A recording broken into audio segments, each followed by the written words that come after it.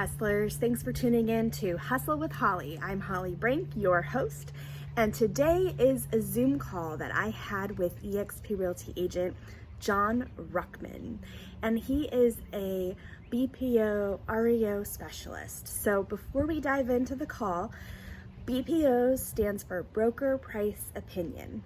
REOs are real estate investment owned properties. So like when a bank takes back a house, it becomes an REO property.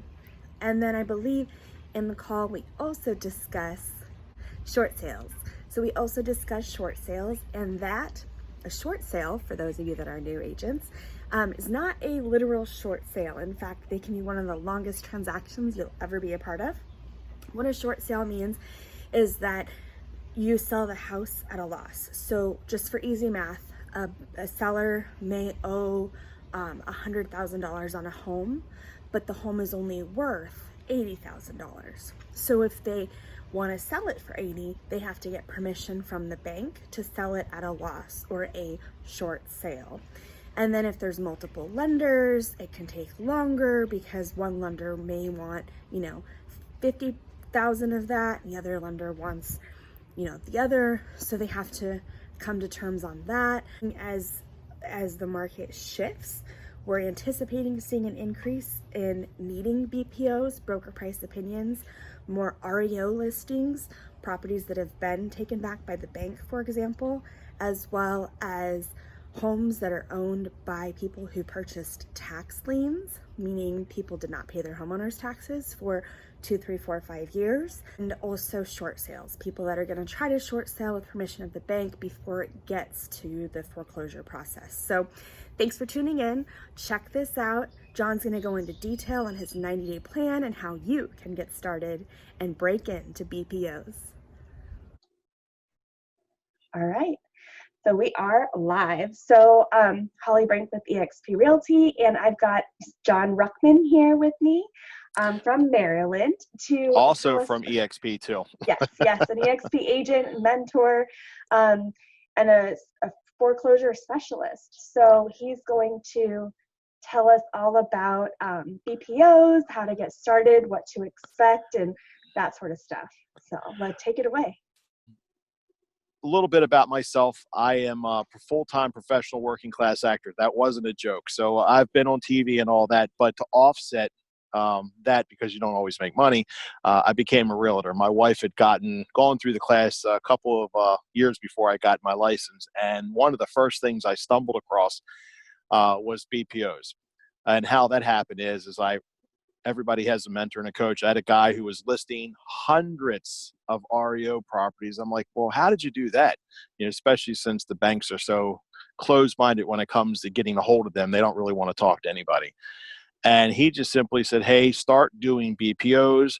And then, of course, I talked to other people in my agency at that time. Most of those folks were like, BPOs, I don't ever want to do those. They don't pay any money. Well, I can tell you that I'm getting ready to go take 2 right now. My best day, I did 25 in one day at like $60 a pop. So, I took 7 hours to do all the pictures. Relatively simple, 6 pictures per house, front, both sides, the address, up and down the street, and very easy money. I make about $70,000 a year doing BPOs.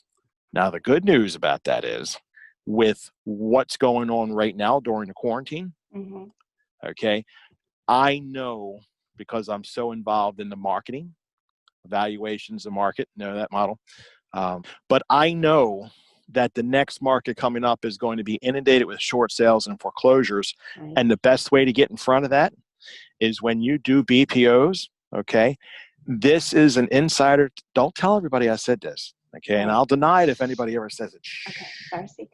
When they do BPOs, it's usually because the people have defaulted on their payments. Now, this is not always the case, but if they happen to get one of your postcards that simply says a short sale postcard or a short sale letter, but I know I've picked up several listings like that. So I know the people that are in default. If that's like me being an ambulance chaser, well, there's a couple of other secrets and tricks, but I can't tell you those because then I'd be giving you all my stuff. All right, fair enough. So can you explain the difference kind of from what you talked about, which is more of a drive-by BPO? Is that more common than those? Because I was, I've accepted some before that were like, here's my 20-page document I want you to fill out with, and then you like have to fill out their form with all that stuff. Do you see that too, or am I crazy? So BPO companies, there's like 25 of them. There's what's called a BPO mill. They do nothing but BPOs, but then you have the ones who you're doing a BPO for the bank. They'll request either a drive pass, which is called an exterior. They'll also ask for interiors, which you actually go and you go into the house and take pictures. Each BPO company is different. Most of them, they have their own platform. So you fill out their platform. You're not allowed to use autoresponders, okay? You're not allowed, you're supposed to physically go in and look at the property, take the pictures. And I know that in my group, we've hired photographers before to take the pictures. My son has taken pictures before, part of my group. You pull all the comps and everything like that. But each BPO company is different. They use their own platform. Unless you know of one that does the 20 pages, it's usually their platform. The hardest one I know is Solidify. They want you to do a scope, which is signing, saying that you've actually done the BPO. And that's, you can use Adobe Reader to make the signature and then type in your license number and the date, and then just re-upload that back into their system. But I don't really run into a lot of difficult ones to do, unless it's like directly for like Wells Fargo or something like that. I haven't. Okay. So in your 90-day action plan, what do you have in there? So the 90-day action plan is devised, is a day by day. It's included the big 5 BPO companies. Okay. So big 5 were like Clear Capital. So it gives you the link address for those people, big 5. Now, if you actually put your email in, I have a secondary email that actually gives you all the other ones that I also am registered with. So this will give you the 5 to register with, the paperwork that they're going to need. You should do something every day for this, and then within 90 days, you should start getting the assignments. This is exactly the same plan that I followed. To the T. And then it also goes into some stuff about, getting into the REO assignments, who you want to register with. And the best part about it is it's free. You don't have to spend any money on Equator. You don't have to spend money on ResNet. You don't have to spend money on Pyramid to get the assignments. You just simply have to have all your stuff and update it. Your E&O insurance, your broker's license. Sometimes they want you to sign an affidavit. When you get a master listing agreement, that's when you're going to start cooking. So. Okay. And so I know I took a class once and then I decided it wasn't for me, but they had talked about having to have like a letter, like a resume. Has that been your experience too? Not all. The ones I'm giving you don't require all that stuff. Okay. Simply, they just require your up-to-date E&O, your current license, a W-9, and sometimes it's your broker's license. Okay, it's only like 4 things that they really need. You don't need a resume. They'll ask you when you're filling out the platform how long you've been an agent and stuff like that. A couple of places do what's called a Sterling background check, which basically you just fill it out and they if you don't have nothing to worry about then, but they do a background check real quick. I think Clear Capital is one of the ones that does that. And the fun part about, after a while, the BPO companies will start reaching out to you. They'll start seeing your name on everything. They'll start reaching out to you. I've listed properties because of this. I've gotten bank assignments because of this. I've had other BPO companies contact me. So. Right. Okay. What would you say the going rate is for BPOs right now then? Oh, that it's anywhere from $45 to $600. Okay. Tell me about a $600 one. Is that like commercial or what? No. I live in a state. We have this big thing in the middle of the state called the Chesapeake Bay. Okay. As a crow flies, I may only be 15, 20 miles away from a house. However, it's on the other side of the bay. So now it's a 100-mile, 150-mile trek. I know that I'm the only agent that will go over to the Eastern Shore to do BPOs. So when they contact me, I could care less if I get it or not, but okay, it's $600. And they were like, they come back and said, yeah, we need it tomorrow. I was like, no problem. $600. Rode, took a trip. I mean, it's the nicest trip you can take. Nice. That's awesome. Yeah. So you mentioned ResNet, Pyramid, and Equator. So are those Yeah. all platforms that do charge agents fees? And I So, mean, can you tell us more about that? So ResNet is a pay to be on their platform. I mean, they have a free register. Let me back that up. ResNet is free to register. Okay. Equator is free to register. Pyramid is free. Okay. They have what's called premier agent upgrades on those websites. I've spoken to all my asset managers that I have. Okay. And I said, hey, what's up with this? What's up? And all of them said the same thing. We don't decide anything based on those premier stuff. That's all Ways for them to make money. upsell for the agents that come in there for the hopes that they get the REO properties. But it's just being in the area and being available. Okay.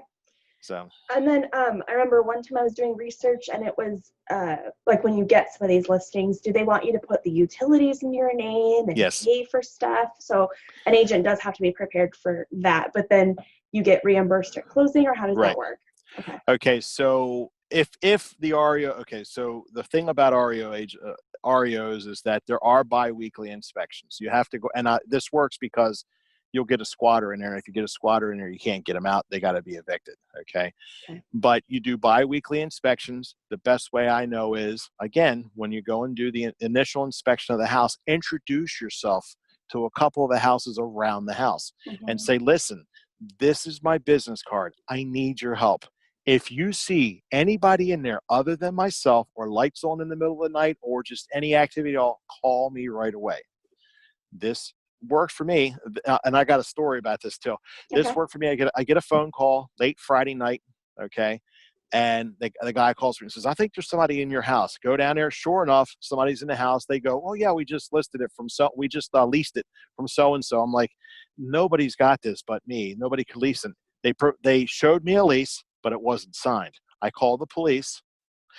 Police came out and they said, well, we got no place to put these folks. I said, this is not assuming they're leasing the place. They need to be out tomorrow morning.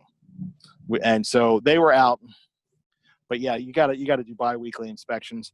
The utilities, unfortunately, unless it's a lot of money, like construction costs, like they're going to take and put a contractor in there and paint and all that stuff, you can go to the bank and say, look, I don't have that kind of cash to put out. So they will pay that directly if it's really high expense. But utility bills, you get your utility company to put the house in your name, you pay it, then you turn around and you go and you get reimbursed for it like right away. So as soon as you pay it, you put it in the expense folder and they reimburse you.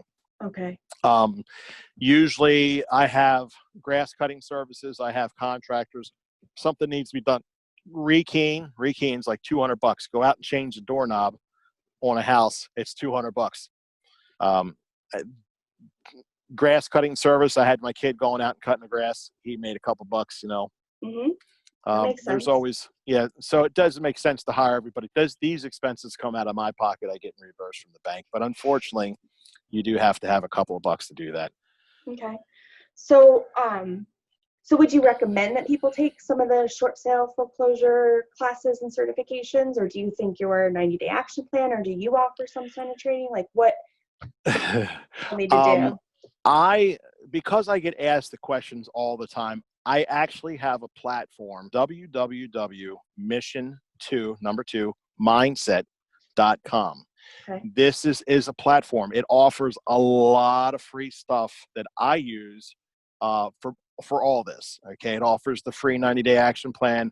I'm still working on a lot of parts of that because it eventually will be a coaching program within that. But right now, it's just me offering everything that I offer my mentees. So that's great. Well, we appreciate that.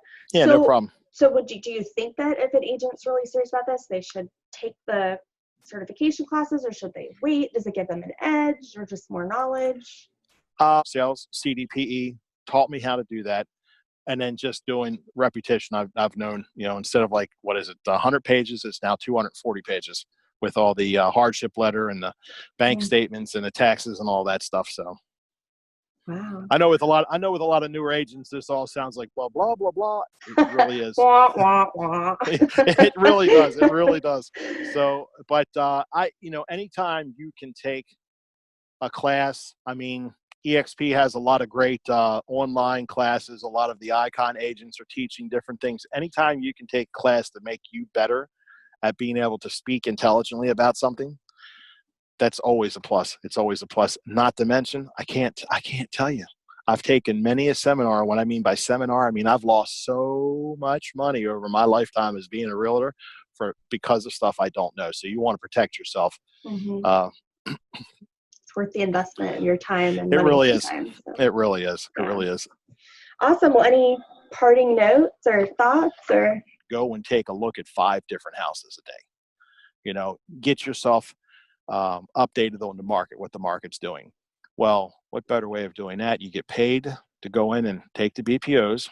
If you decide you want to knock around that neighborhood, a couple of houses up and a couple of houses down, and just introduce yourself to the neighborhood. Right. I mean, this is always ways of getting out there. Hang some door flyers. I don't know. I do all that stuff. Right. Yep. Awesome. Well, hey, I really appreciate your time. And, so if anyone has questions or wants to reach out, they can go to the mission2mindset.com or message you on Workplace. That's fine. Other? Okay. Sounds good. Yep. All right. Well, I wish everybody the best of luck. Good luck. Have fun. This is fun. You're out there in the community, So. Yes. Awesome. Thank you. Thanks for watching, Hustlers. This is Hustle with Holly. I'm your host, Holly Brink. I appreciate you taking the time to dive in and watch or listen to Hustle with Holly. You can get more information about me, my programs, as well as EXP Realty at freerealestateagenttraining.com.